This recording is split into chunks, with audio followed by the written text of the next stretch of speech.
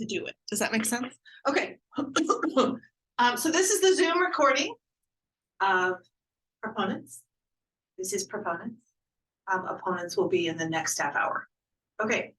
So we're going to talk about what's good about your parents scheduling you with a lot of after school activities. Now, you have Indian parents. They put you in a writing class, okay? Come on. Why? Why do they put you in so many classes? What's their thinking? Well, why are you in my class? Yeah, what's the purpose? They want us to get ahead of our peers. Yep. Absolutely. If we can give you any kind of competitive edge, we're going to do it. We're going to sign you up, right? Have your parents signed you up for a lot of classes? Raise your hand if you've done any kind of, when you were little, reading class, math class. I really thought every hand would go up. They did. Every hand went up. 7 kids in here, every hand went up. Why? Again, give you a leg up. It's pretty competitive out there, yeah? Do you feel the pressure? Right? Okay, so that's one of the reasons. Absolutely right. Is there anything wrong with that? Okay, how about in sports? Did they sign you up when you were young for sports? Okay, what age? I'm going to go around to what age? 5. Same? Arush? 4. Okay. Y'all are both Arush. Oh. 5? Mm-hmm. Same. Okay. 3. 5. So youth sports in the last 20 years, big. Right? Again, why? What does, I started my daughter dance at 3. What is that? The idea is, let's see what you're good at. Let's see if you're a prodigy. Let's see if you got the talent. You're going to be an Olympian, right? It is kind of that idea, though. Do you have potential? Can you be great at something, right? And so the earlier you start, the better you can be. Is that the mentality? Okay. Is there anything wrong with that? Okay. When is it too much? And those of you who've done opponents, what was the answer? Because there are visible signs when it's too much for you, right? Okay. What's the thing you love the most? What's the activity you look forward to the most? It doesn't say my class because I don't believe you. What would it be? Sports? I do a public speaking class that I enjoy also. Did you hear that? He enjoys public speaking. And also I studied. I enjoyed it. Wow.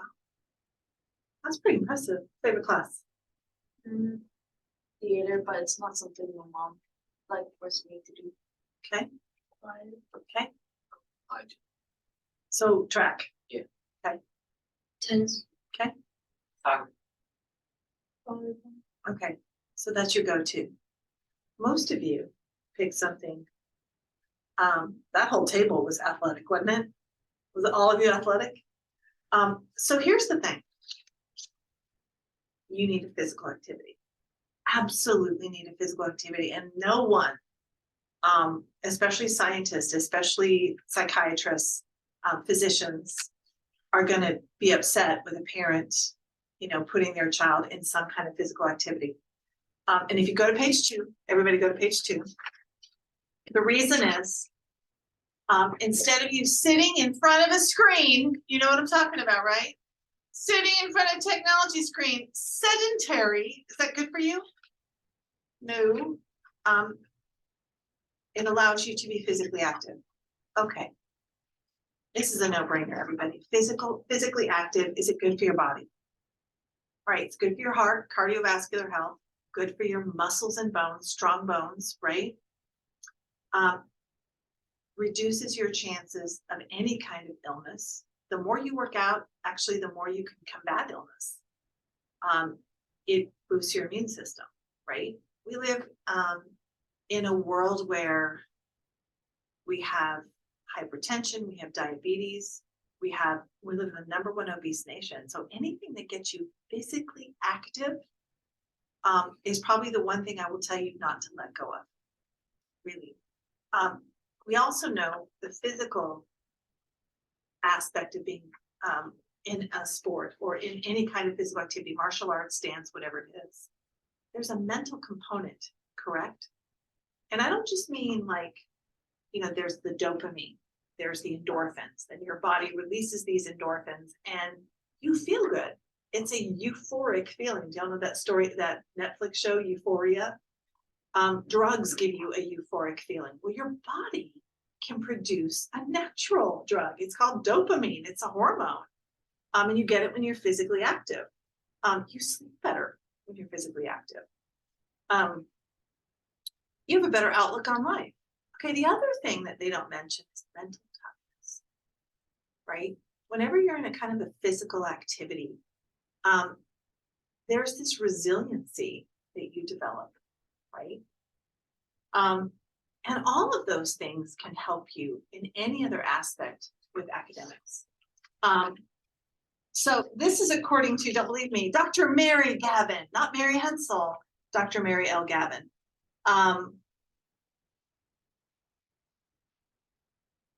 Let's see, when kids are active, their bodies can do the things they want and need them to do. Why? Because regular exercises provides strong muscles and bones, healthy weight, decreased risk of developing type 2 diabetes, better sleep, better healthy outlook on life, and physically active kids are more likely to be motivated, focused, and successful in school. Mastering physical skill builds confidence at every age. Okay, so #1 argument, physical activity. I want you to go to page 4. Another author, Emily Starbuck Gerson, Our Kids Too Busy.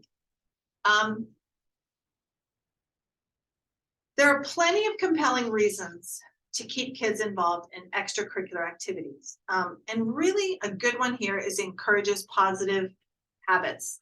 Okay, so what I did in your outline, ladies and gentlemen, is I gave anecdotal stories from parents who had active, busy kids. Why? Who would know more about whether or not they were overscheduling their kids? Parents. You can listen to the doctors and you can listen to the experts, but parents know, right? Okay, so kids do best when they have structure and routine. So what's the deal? Why aren't your parents letting you play outside, riding your bike, hang out with your friends every afternoon? That's what my generation did. How come your generation doesn't do that? Well, let me ask you this. Do you feel safe? Do you? Do you feel safe going around your neighborhood? Ladies, do you? Boys, you may. But I can tell you, as young women, it's not real safe. Girls, it's not real safe. We live in a different world today, don't we? So what your parents are doing is they're signing you up for structured, organized activities with supervision. And they feel comfortable with that. Do you feel comfortable with that? Right? They know where you are, they know who you're with, and they know you're in a safe place. So another really valid reason to keep you busy, are you ready? Keeps you out of trouble. Am I right? My daughter did dance at 3, and no, that wasn't the best parenting.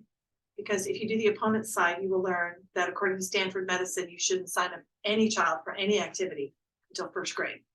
There's no value in it. So I failed as a parent. But we do buy into this, keep them busy younger, keep them out of trouble. And I know as a teacher, and I knew better, even kindergarten, it's all about play. You're not supposed to have kindergartners do pen and pencil or paper and pencil, or even on technology. Everything learning should be play.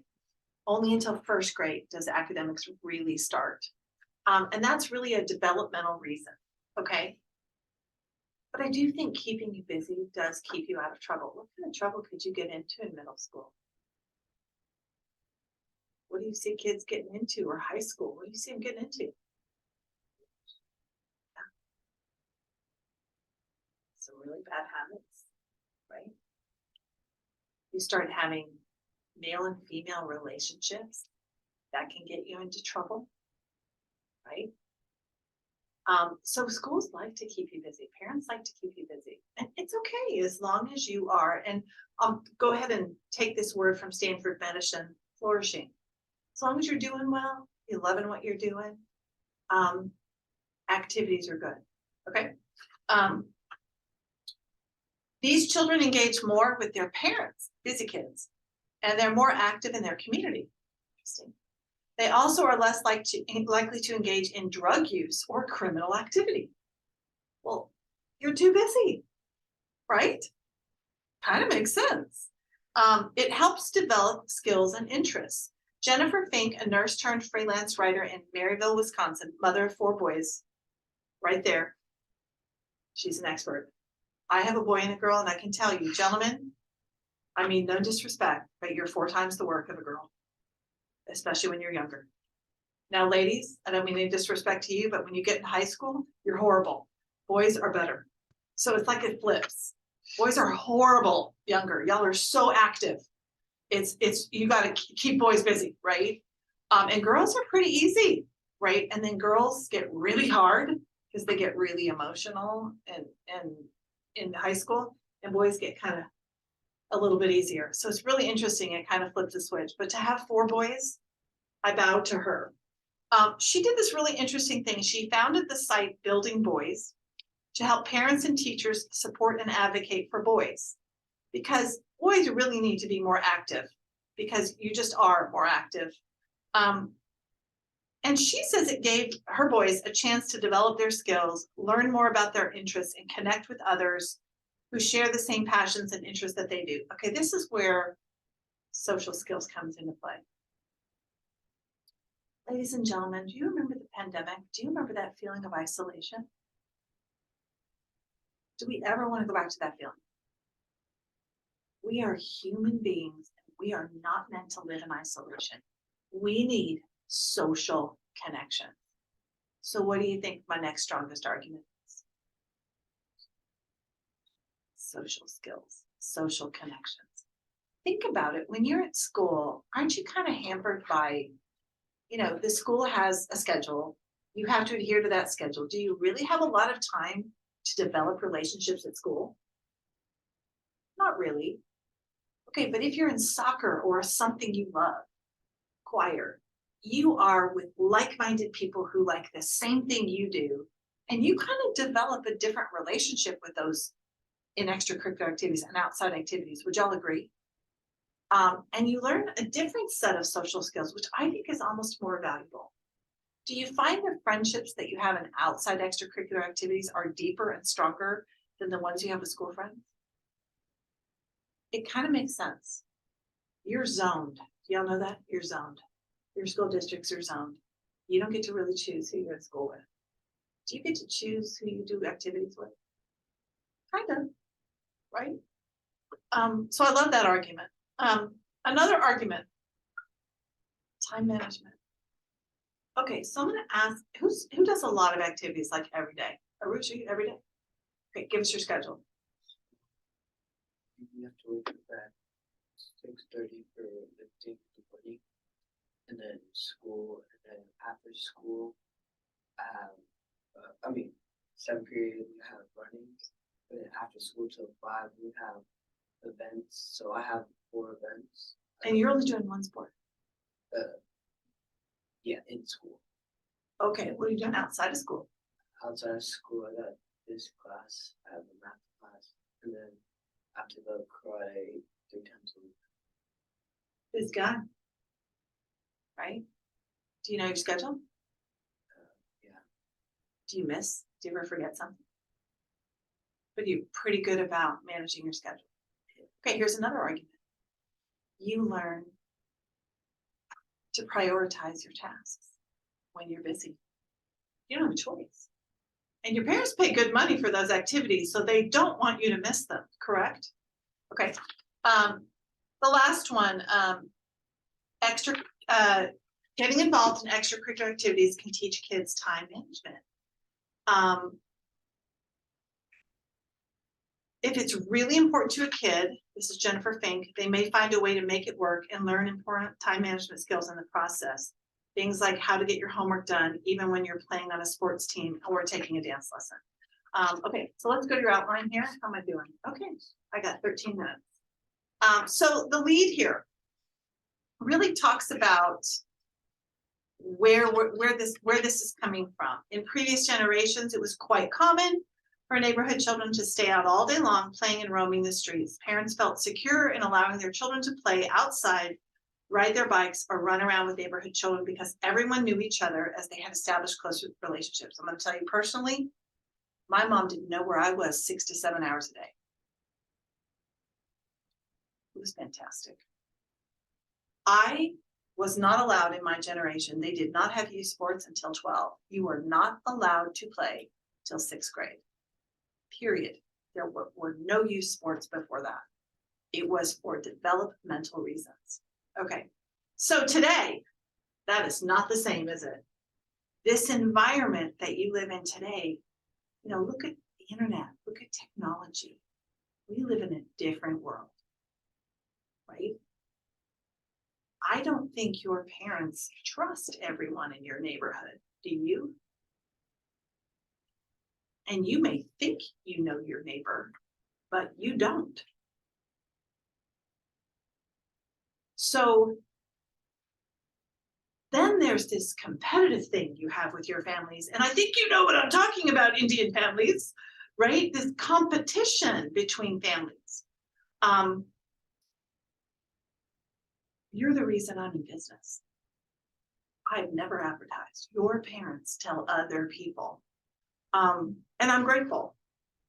So when we look down the road, your parents are looking down the road, they're investing in you with all of these activities, right? Thinking that this will help make you more successful, correct?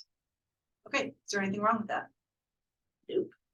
So whether it's in academics, arts, sports, any kind of extracurricular program, parents want their children to be exposed to different activities to see what fits them best and to give them advantages over their peers.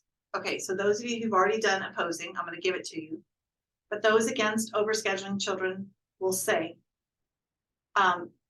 too many activities will cause undue stress, and it will manifest in physical and mental health problems. They are spread too thin and unable to give proper effort to one or a few tasks instead of multiple tasks. And they are also right. You know how this class works, right? So proponents of keeping children scheduled with numerous after-school activities claim it keeps school-age children physically active, mentally strong, check, while also developing important life skills, including socialization with peers. That's a big one. Prioritizing and time management. So the two biggest ones here are physically active and socialization. Because your schools, right now, your schools, and I'm an educator, I'm a certified teacher, I can tell you, part of academics is not, a part of teaching is not just academics. It's probably 50-50, academics and social. And you're probably seeing in your classrooms right now how much socialization took a hit during the pandemic. Are you seeing behavioral and disciplinary issues still? Is it getting better? Good. No? Yes? A little bit?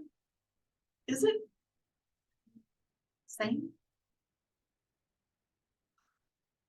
I think when they take your cell phones away next fall, it'll get better. It's gonna happen. Just get over it. Are we supposed to allow you to have your cell phone and not educate you? Or is that what school's about, letting you have your cell phone? I don't think so. I think they're gone. I think you need to prepare yourself. And if they're not gone, Coppell is doing you a disservice. Because every private school in the Dallas-Fort Worth area has banned cell phones. Every one of them. Yeah. Okay, so body one, those who favor scheduling children to keep them busy with after-school activities argue keeps them physically active, makes them prioritize what they love, and he does, and develops mental strength. So we're going to have a physical and mental, because of course they go together, And then we're gonna talk about the prioritize what they love. I think you do. If there's an activity that you really love and you all told me the one that you really love, you make it happen. So if your mom and dad dangle that carrot and say, hey, Anuba, did you get your homework done? You can't go to your dance class until you get your homework done, or your theater class. She's gonna be like, I better get that done, right? Because I want to go to theater. I don't care about Mrs. Hensel's writing. I don't care if my essay's done, but I'm going to my theater class. Do you know what I mean? But I do think when you love something, you will prioritize and make it happen. Agreed? So according to Dr. Mary L. Gavin, not Mary Hensel, are we all clear about that? Author of the article Motivating Kids to be Active, she says keeping kids motivated, moving their bodies instead of sitting at home, sedentary. And I know what y'all are doing sitting at home. You're sitting in front of the screen, aren't you? Am I right? Provides physical health benefits. Okay, we've already kind of listed the benefits: healthy heart, strong muscles, healthy weight, regular and better sleep. I gotta tell you, when I take a really good yoga class, man, I sleep good. I'm like the dead. I wake up and I go, I feel rested. But when I don't exercise, I don't sleep as well. Y'all found that? Reduces the risk of child developing obesity or diseases such as diabetes and hypertension. Okay, so regular exercise also improves mental health. So by the way, I don't know if you realize this, number one is actually 2 points. Physical health, mental health. That's actually 2 points, okay? I give you too much. Gavin contends any child who's physically active will also have mental health benefits because your body, releases endorphins, which make the mind feel happy. If your mind is happy, you're in a better mood. So you're obviously capable of, that's going to affect academic performance and socialization. Juggling numerous after-school activities requires a child to develop the skill of scheduling and prioritizing fun and work. If a child is signed up to play a sport, this requires a few practices every week as well as games during the season. So Lindsay Blocker is a parent of twins, a boy and a girl. Okay, if you read this in your packet, it says they had like 3 or 4 sports, like they were doing soccer and basketball and football. So the mom says, okay, it's enough, too much. Pick one. Okay, but even if you're playing club soccer, that's practices every week, right? And on the weekends, it's tournaments. And club is year round. You don't get a break, right? Did you say martial arts, Harush? I did, yeah. And what level are you? I compete, yeah. So you're black belt and beyond. Oh, yeah. It's like, of course I am. Like, duh, right? That's a lot though. And it's expensive too, yes. Wow. So Lindsay Blocker says they each play a sport, her twins, boy and a girl, but they've learned to prioritize school first and make sure playing a sport is considered a reward for their academic efforts. She advocates for keeping her kids busy, explaining it's worked beautifully for her family. Both her children play competitive sports, so this is club. They go from one activity to the next with little downtime. And when her children narrowed their focus to the one sport they enjoyed, they found they were more motivated to juggle their schedules. Now she says her kids sign up for additional activities at school, running club, book club, show choir, or scouts, as long as it fits within their schedule and as long as they maintain their grades. So do you see how it can kind of cross over? As long as they learn that skill, and as long as you have a parent that understands boundaries, and participating in numerous after-school activities improves mental health for children. Besides the dopamine, right? Besides the feel-good factor, I want you to think about what your brain achieves. It can sharpen and expand your mental capacities when you're involved in multiple activities. Think about baseball, right? To catch the ball requires a different part of your brain to hit the ball. And if you're in the batter's box, you've got to watch the pitcher, you got to watch where your ball goes. You're multitasking. So sometimes whatever activity you're in, it teaches you multitasking skills that you can take in and apply to academics. Does that make sense?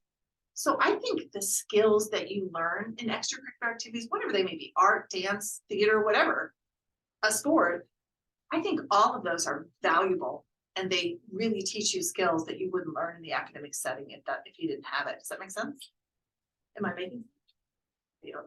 Okay, as long as a parent sets clear boundaries with their children, emphasize I've got 3 minutes. The social or the need to balance activities in school, keeping kids busy can be beneficial. So I made that an exception, everybody, as long as there are clear boundaries. Okay, number 2, a second argument claims valuable skills can be learned when children participate in after-school activities. It builds social skills. You know, I could do the whole paragraph on that. That's how strong that argument is. Allows them to form strong friendships out of school. And if you want to do that, you can. You don't even have to factor in the time management. You don't. It can be a whole socialization and building friendships. Number 1, children need outside stimulus. This was abundantly clear with the lockdown, wasn't it? Emily Starbuck Gerson wrote the article, Are Kids Too Busy? Suggests each family needs to find the balance of after-school activities that works best for them, for both parents and children. She believes there are benefits to scheduling a child with outside activities. First, children need socialization with peers who have similar interests. Jennifer Fink, former nurse, now freelance writer. This is the Building Boys, the mom with 4 boys. It gives children a chance to develop their skills, learn more about their interest, and connect with others who may share the same passion interests they do. I'm going to give you a ethos here. Harpreet Kaur, licensed clinical psychologist at Children's in Orange County, California, states kids do best when they have structure and routine. When they're involved in scheduled after-school activities, they actually perform better academically. The assumption here is children learn valuable skills such as time management that cross over into their academic work. Number 3, Dr. Amanda Zaleski and her associate psychology professor at Valparaiso University, along with her partner, Dr. Lindsay Malloy, created a nonprofit group in 2020 called Pandemic Parenting. So they found something really interesting. A Pew Research study in 2020 found your parents were more worried about access to extracurricular activities during the pandemic than academics. Why do you think they were worried about more worried about social during the pandemic than academics? I find this study interesting, don't you? Because they watched you fall apart. They saw the toll it took on you. And they knew you needed that social connection. Can you all agree with that? So children who are busy and active with other after-school activities were shown to have improved social skills, learned to better manage their time, and were exposed to friendships with others who shared the same passion. 7:30 on the dot. You're good to go. Anybody who's staying, opponents is next. Thank you for coming. And if you missed a side, and I know Lassie, you'll have to do it online. I'm obviously doing them right now. So you'll do the other one, and I'm going to post everything on Friday. Because tonight is the last class of the month. Okay. There are no more classes after today. March 1st will be the next class. Okay. All right. Who's staying? Who's staying? Is staying? Ooh, you're doing twofer? You're doing a twofer? Like you? Don't even need this anymore. Hello. This is opponents. Are you in the right place? Excellent. Can I have that packet? What's up? Okay, do you mind if I have you there? Because I'm recording and I'm going to be right here. Is that cool? I'm sorry. Did you want to sit by your friend? Sorry. Oh, I'm sorry. Okay. Proponents. Okay. Opponents. Can you sit there or there? I'm trying recording. I mean, you can sit over here if you want a picture. Okay. All right. So this is the easier side to prove. FYI. Did everybody here go? I know these 4. I know 3 of these did. Did you 3 do proponents? Yes. Excellent. Oh, that's fun. See how does teacher fun? Cheat sheet. You probably want that. Okay. So I had 2 Arusas, didn't I? You know, you don't spell it the same way. He's A-A-R-U-S-H. You're A-R-U-S-H. That's how I know it. Okay. Outline opponents. Did I give you one already? No? Opponents. Opponents. I think I got that too. How's life? Life is good? Excellent. Okay. You know, I thought I gave mine away. Okay. If somebody comes in, I'm gonna do this. Well, thank you for coming. The last day and last half hour of class. Like this is literally the last class of the month. Okay. Way to narrow it down. Just real quick. Is everybody looking at the Google sign-in roster? Is that helping everybody kind of be accountable and know what's where? Excellent. When I did that, it was for two reasons: to make my job easier and for you to always have a place to look. So I think it really helps you just be accountable, because that's how school works, right? You have to look it up. Okay, so this is opponents. Ready? Side 2. Opponents of overscheduling kids outline. And I'm going to tell you, and I'll ask you at the end of the class, which side do you think has the stronger argument? This one was the easiest one to prove. Okay. Anything in life is about balance, everybody. Okay. So I'm going to start with an interesting phenomenon. So those of you who did proponents with me, we talked about how young you started, right?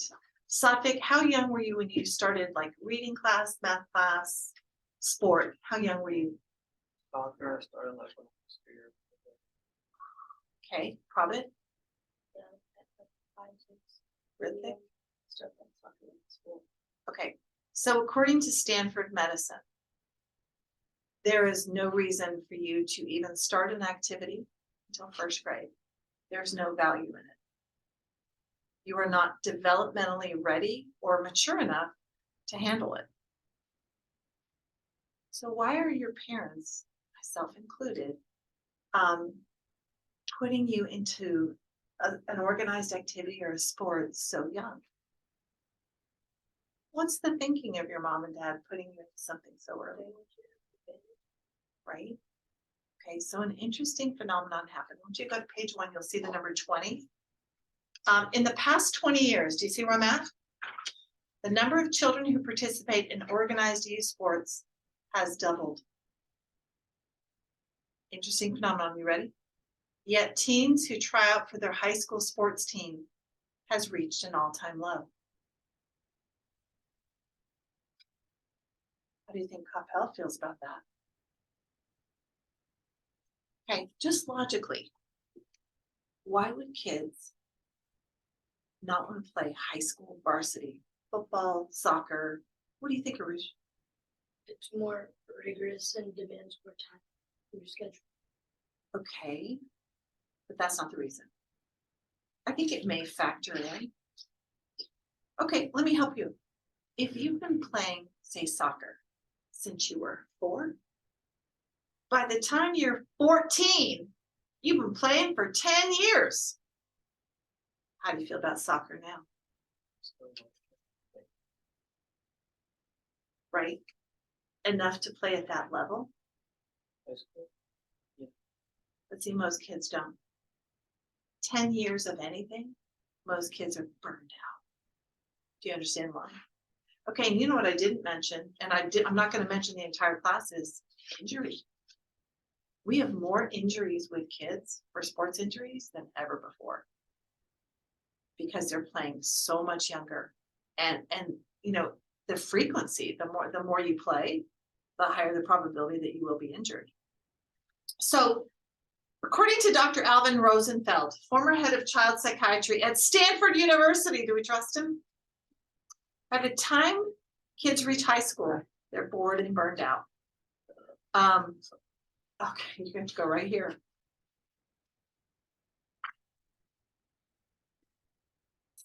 And I am recording, just to be clear, you are being recorded.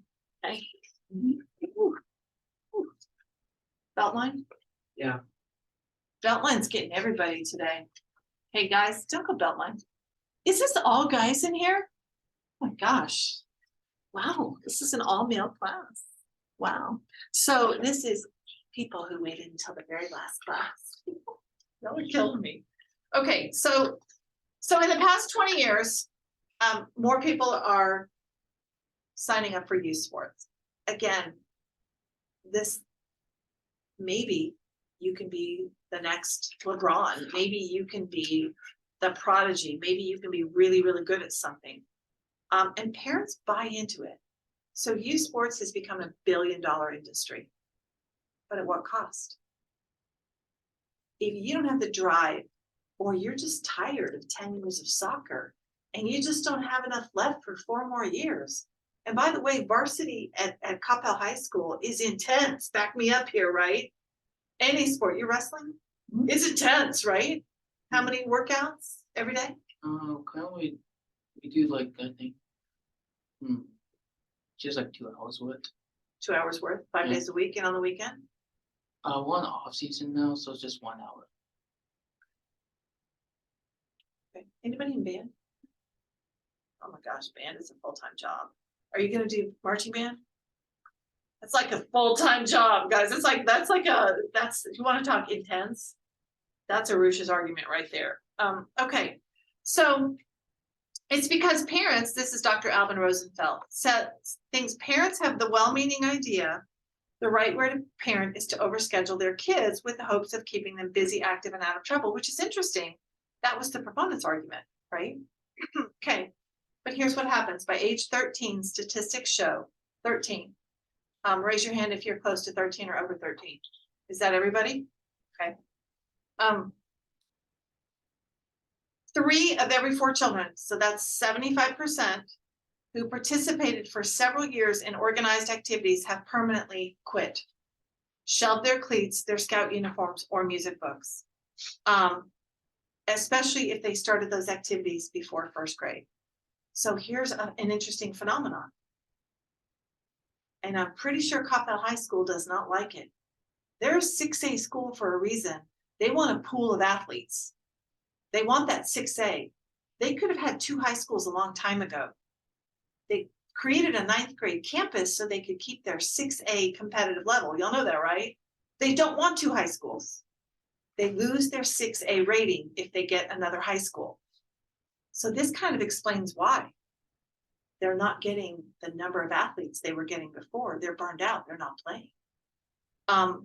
We see it in early adolescence, according to Dr. David Elkin, PhD, professor of child development at Tufts University. So another credible expert here. Kids are bored from their once beloved activities because it's no longer fun for them. They've been playing so long. So Safik, be honest with me. It's been 10 years. Are there days it's not fun? That it's work? Anybody else in here that's played or done something that long? What was it? Sorry. I like put How long did you quit for? 2 years. And then you kind of wanted to go back to it? Did you need a break? Yeah. Were you better for it? At the end into it. You said played in past tense. I still play. Okay, good. Okay. Or is it kind of like Suffolk? Is it some days it's not, it's work? Yeah. Yeah. I think that's the thing. It becomes a job, right? When your fun activity becomes a job, I think that's when it crosses a line, don't you? Yeah. Because it's supposed to be fun for you. It's supposed to be an outlet for you. Yes, especially a physical activity. Okay, I want you to go to page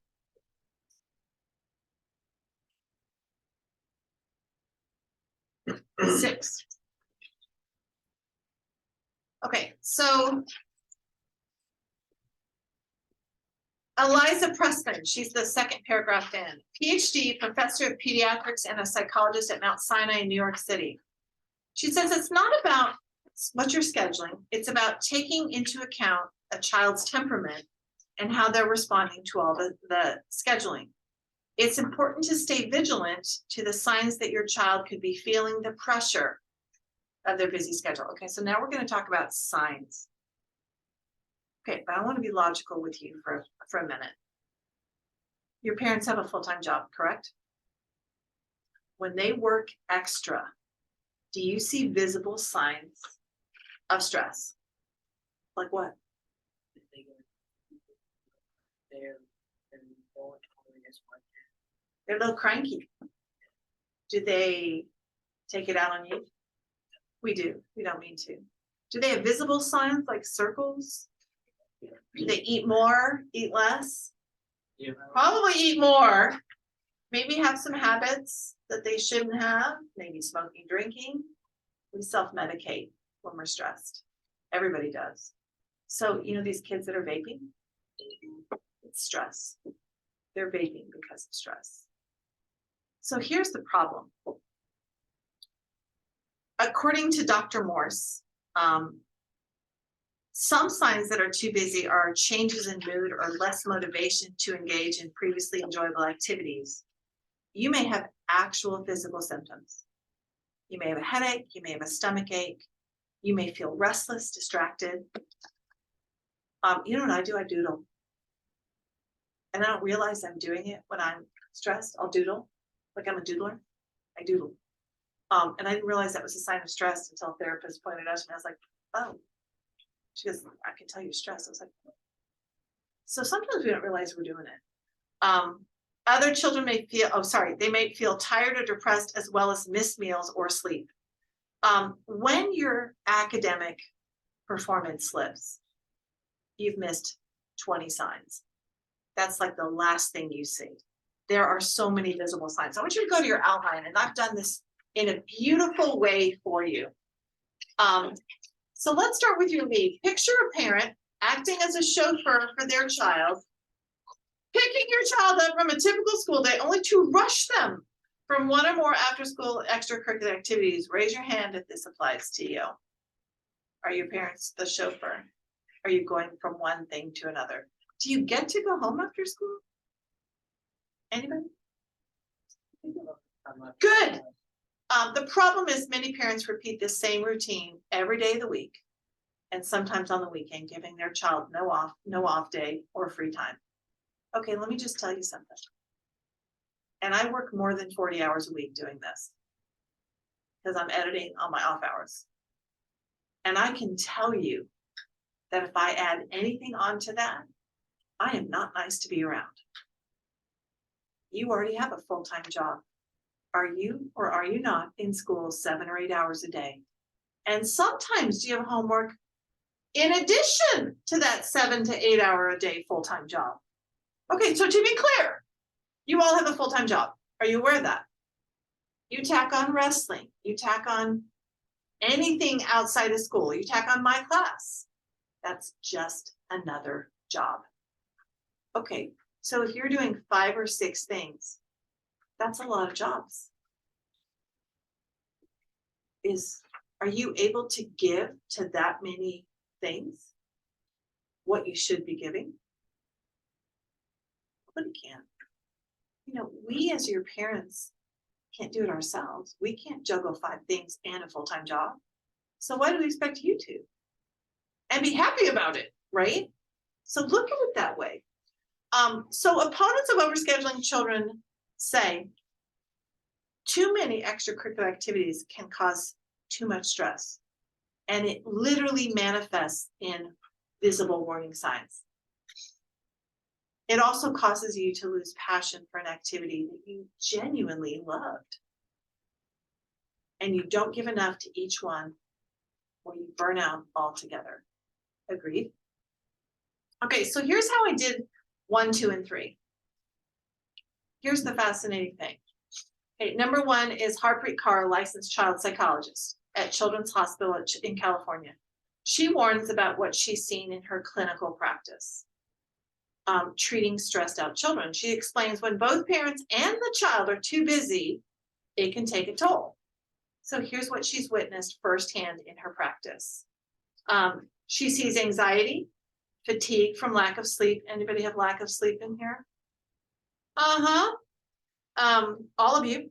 Anger, irritability, self-destructive behaviors. You know, kids don't plan to start vaping. They don't plan to start taking Adderall in high school so they can study for an exam. They don't plan to overeat or undereat. A lot of eating disorders at the high school, by the way. These are all manifestations of stress. And they can all culminate in a serious mental health condition like depression.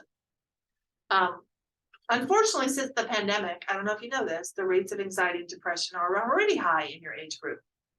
And boys, you're a little bit better off than girls. Girls are having a little harder time than you are. You're doing a little bit better. Carr recommends giving children time off for unstructured play. Be honest, aren't you looking forward to spring break?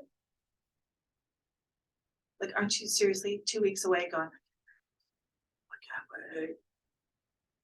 I just want to do nothing, right? See, I know. You do need that time too, everybody. Without a set agenda, maybe without mom and dad like nagging you, like, let's go, right? She explains this type of play allows children to solve problems on their own. Not only solve problems on their own, it allows them to be creative thinkers and develop assertiveness and learn to cope with negative emotions. And there's something I added on here that I'm fascinated with. I've raised 2 children. And to be clear, my son is now, he's 27. He graduated valedictorian of his class, and he did not do extracurricular activities every day of the week. It is not necessary. That is not going to get you what you think it is. Okay. My daughter was national merit. Does anybody know what that is? One of the highest scores on the SAT in her entire class. There were 10. She was one of 10. Top 10. She was crazy busy though. So I'll kind of give you her story here in a minute. The American Academy of Pediatrics has to tell your parents to schedule playtime. And that's absurd. Kids need to play. You need downtime. The fact that a pediatrician has to tell a parent to stop scheduling their kid, that astonishes me, right? Number 2, according to Stanford Medicine, do we trust them? Okay, for children's health, there are markers for when a child is too busy with extracurricular activities. Guess what, everybody? The markers are not the same as the one I just told you. Here we go.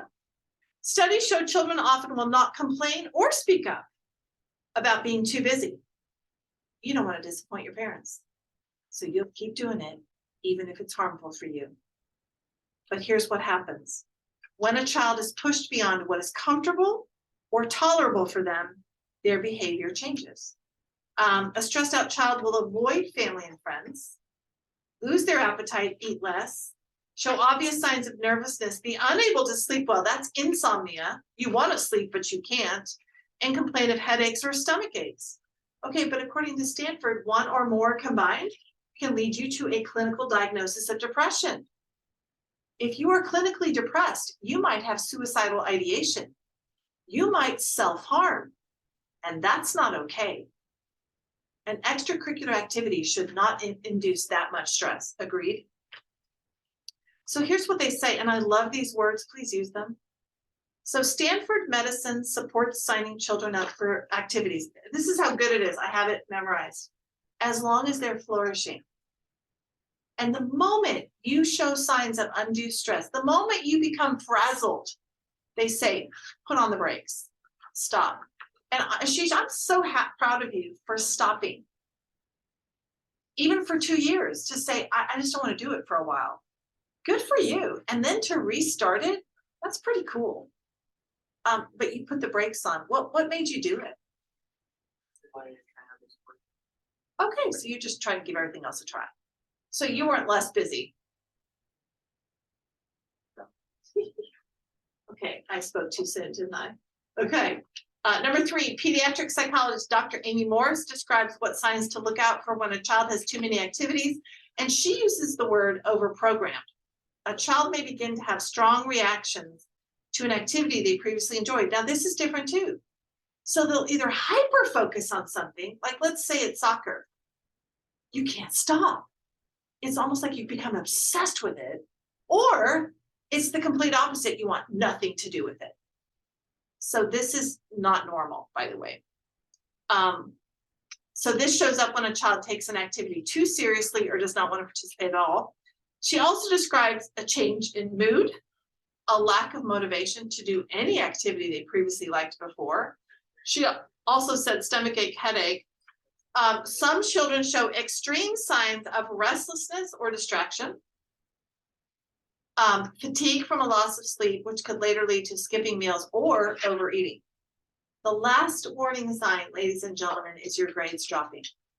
You will see 3 or 4 visible warning signs before your grades start to drop. Do you think most people pay attention to those? Okay. Do you think that now that Mrs. Hensel has told you them, that you will pay more attention to yourself? A child who feels too much stress will inevitably endure physical symptoms and mental health challenges. Listen to me carefully. I'm going to be a mom for a minute.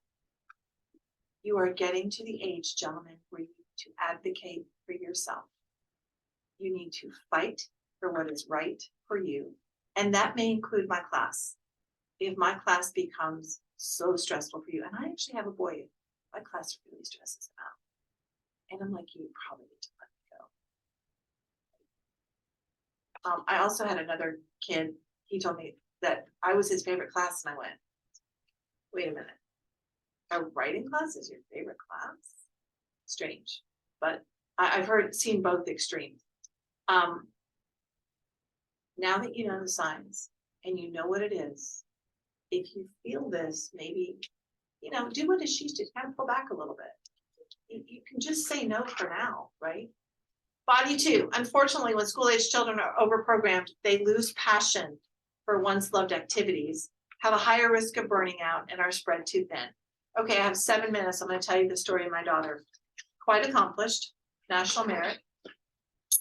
She got a scholarship to NYU's Tisch School for the Performing Arts because she was lead in her high school musical and lead in her play. But what I'm not telling you is when you take 4 AP courses your senior year and you're applying to college and you're lieutenant on the high school drill team and you're lead in the play and you're lead in the high school musical, you're taking on too many things. And she cracked. Literally cracked under the pressure. She made it quite a ways. She would come home crying, sobbing, didn't get enough sleep. I actually told her the drop drill team wasn't serving her. It was she kind of had an abusive coach and it was not a good situation. It was not serving her. She learned a lot from it, but she looks back now and says, you were right, I should have quit. But we ended up with a counselor and we ended up on depression medication at the end of her senior year. And that's not what you want to go into college with.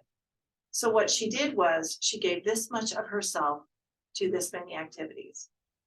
And you can't feel good about that because you're not giving what you should be giving. Agreed? So by the time we got to the play, she came home one day and said, well, I quit the play. And she quit the play because the director said, you can't go to your drill team it was a cruise, a senior cruise. It was a cruise on a cruise ship. It was their senior trip. You have to, meet your obligation to the play. She goes, no, I'm going on the drill team cruise. So she chose and she came home and she was so proud of herself. And I said, sit down. You just let down everybody in the cast and you let down your drama teacher, who, by the way, gentlemen, never talked to her again the rest of the year. And he wrote her a letter of recommendation to get her a scholarship at the NYU School, Tisch School of the Performing Arts. And she let him down. And I never let her forget it. Don't you ever forget when you overdid it. And she did it in college a little bit too. And I was like, is this like high school? And she goes, oh, I see what you're saying, Mom.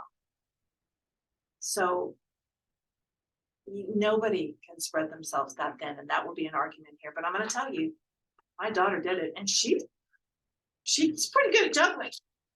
But there is a point where you can't do it all. Are we all agreed there? Okay.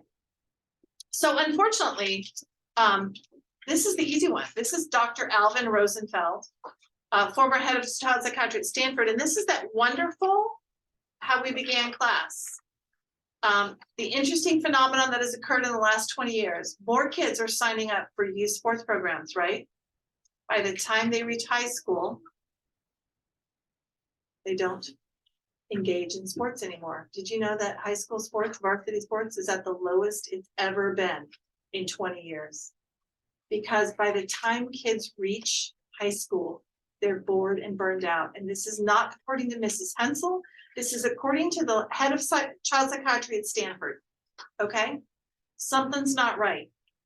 He further added, parents have good intentions when over scheduling their children in the hopes they can keep their child busy and challenging them to reach their fullest potential in an activity they love, but being too busy for too long comes at a cost. Okay, second one is Dr. David Elkin, PhD, professor of child development at Tufts. Another phenomenon children experience is they eventually feel boredom with an activity they previously loved. They're bored because the activity is no longer fun, likely due to the fact that they've been participating in it far too long. Secondly, another thing he says is you're so used to organized activities that you expect to be busy and entertained all day long. You go from one structured activity to another, and you've come to expect that you'll be entertained and occupied all day long. You've never learned to use your inner resources to keep yourself busy. It's good, he says, for growing children to be alone, to work out things for themselves. In fact, it's important. Having free time will allow a child to take a break from organized activities and find ways to relax without any pressure placed upon them.